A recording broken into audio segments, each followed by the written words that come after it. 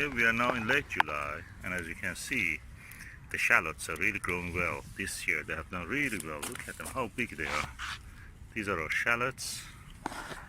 They have really done well.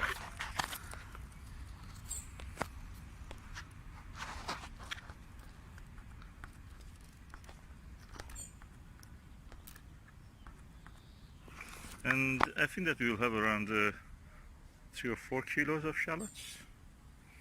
Really good. They have yet time to go. One of them has gone to seed. Cut this or keep it as a seed. By the way, nice.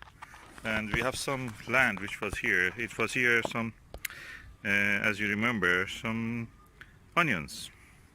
So it was shallots here, it was onions here, and there were garlics here. In the garlics we have planted the lettuces now, and that one is waiting for the next crop. So we'll be doing it quick.